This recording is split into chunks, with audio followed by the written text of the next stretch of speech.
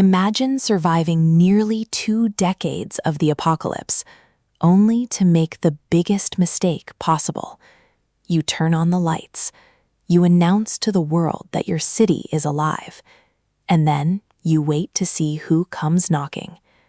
That is exactly where The Walking Dead Dead City Season 3, Episode 3, Emigrants, begins. After everything Maggie Rhee has been through, she finally has something she hasn't had in a very long time. A vision. Not revenge. Not survival. Not another war. A future. Maggie wants to build a community in Manhattan where people can actually live instead of simply hiding from the dead. And for the first time, her son, Herschel, is part of that future. But there is a problem. In the world of The Walking Dead, hope is never private. The moment you show the world that you have something worth protecting, someone else starts wondering how they can take it. And Maggie has just made herself visible. Very visible. Because the Statue of Liberty is glowing again.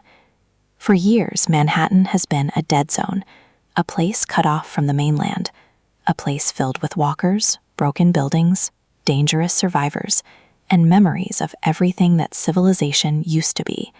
But now there is light, and that light is a signal, a message to anyone watching from the darkness. There are people here. There are resources here. There may be a future here. And people respond. A huge group of survivors begins making its way toward Manhattan. At first, this should be exactly what Maggie wants. More people means more workers, more doctors, more fighters, more families, more knowledge, more chances to rebuild. But Maggie is about to discover something that every leader in this universe eventually learns. A community isn't built simply by gathering people together. You have to know who those people are, and more importantly, you have to know what they want. The episode is titled Emigrants, and that title is important. These aren't simply random survivors wandering into Manhattan. They're people looking for somewhere to belong. They're looking for safety. They're looking for a new beginning. And Maggie believes she can give them that.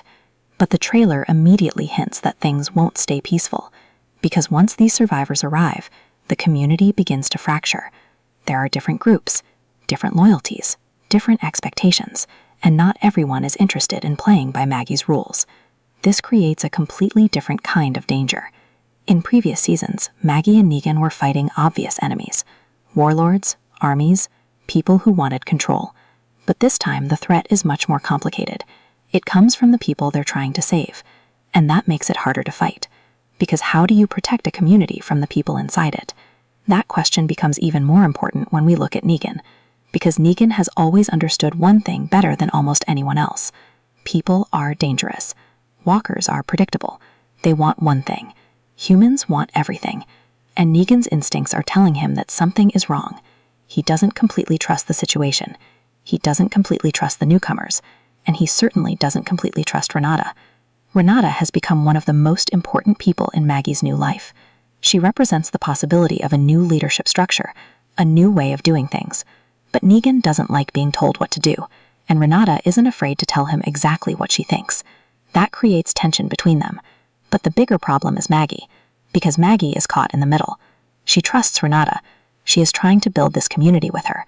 But Negan believes Maggie should ultimately be the one in charge. And Negan's actions at the end of the previous episode have made everything even more complicated. Remember the Dama. Maggie wanted to keep her alive. Negan didn't. The Dama represented a threat that Negan believed could eventually destroy Maggie's new community. So Negan took the decision out of Maggie's hands. He killed her. And he used the knife Maggie had given the Dama. That detail matters, because Maggie isn't stupid. She knows Negan. She knows how he thinks. And when the Dama turns up dead in circumstances that point toward Negan, Maggie can put the pieces together. Negan may have believed he was protecting her, but Maggie never asked him to make that decision. And now there is another problem, a community full of strangers. So even if Maggie wants to put the past behind her, the past keeps following her. And that is the real battle of Emigrants.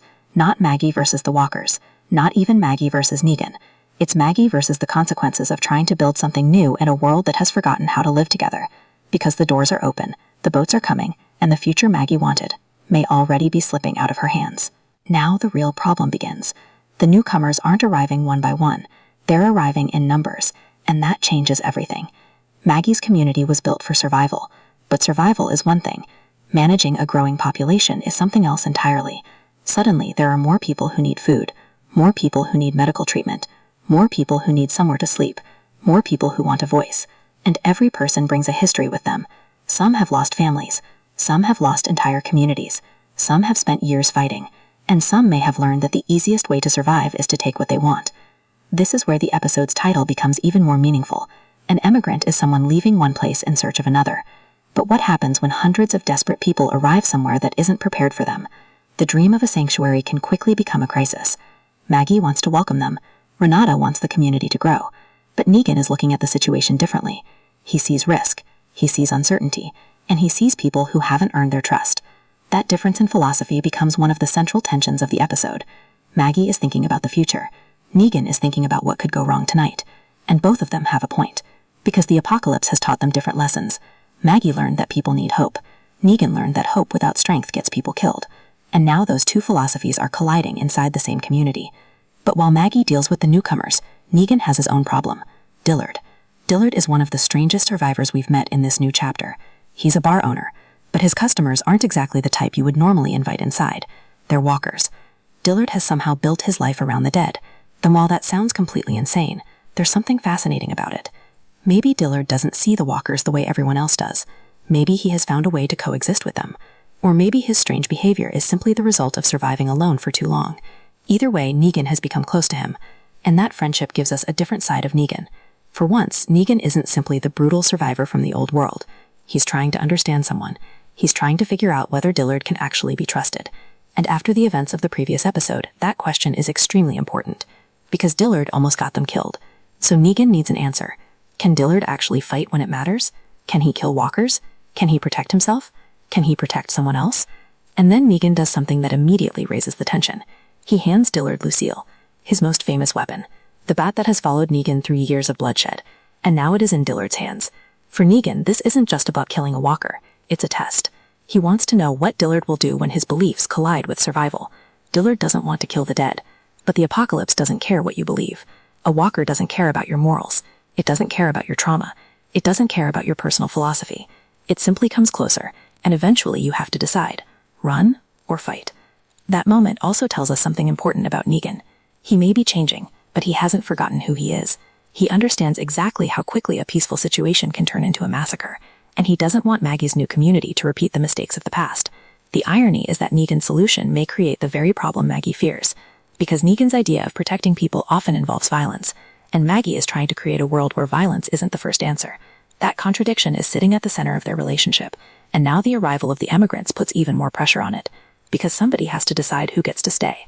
Somebody has to decide who can be trusted. Somebody has to establish rules. And if Maggie and Renata cannot do it, Negan may decide to do it himself. That possibility becomes much more frightening when the episode begins bringing multiple groups into the same conflict. Because this isn't simply one group of peaceful survivors arriving at the gates. There are competing interests, and Negan and Dillard appear to respond in the most Negan way possible. They take matters into their own hands, and that leads to one of the strangest and darkest developments teased for the episode. A game. But this isn't a friendly game. People are being held captive, and the stakes are enormous. The question is no longer whether everyone can live together. The question becomes, who gets to stay? And that is when Maggie's dream begins to crack. Now the situation takes a dangerous turn. Maggie wants to build a peaceful community, but Negan has a very different idea of how to keep people under control. As the new survivors arrive in Manhattan, tensions rise between different groups.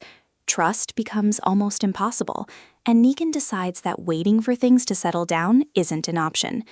Together with Dillard, he takes members of two groups captive and appears to force them into a dangerous game. But what happens next changes everything. Negan isn't simply trying to punish them.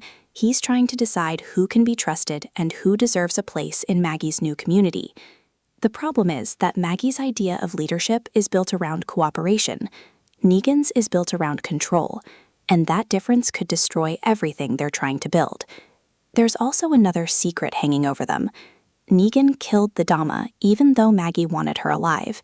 He believed he was protecting Maggie and Herschel, but Maggie appears to have figured out the truth. So now Maggie has two problems. She has a growing community filled with strangers, and a partner she may no longer completely trust. And with new groups fighting for a place in Manhattan, the question becomes more dangerous than ever.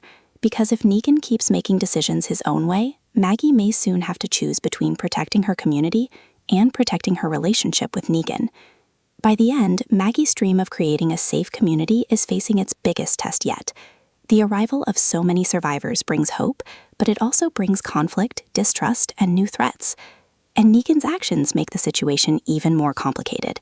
He believes he's protecting Maggie and Herschel, but his violent methods could create a serious divide between them. That's the real meaning behind this episode. Maggie wants to build a future based on trust. Negan wants to make sure that future survives, even if he has to get his hands dirty. The Statue of Liberty may be shining again, but Manhattan is far from safe. The doors are open, the survivors are coming, and Maggie's dream could either become the beginning of a new world or the start of another war.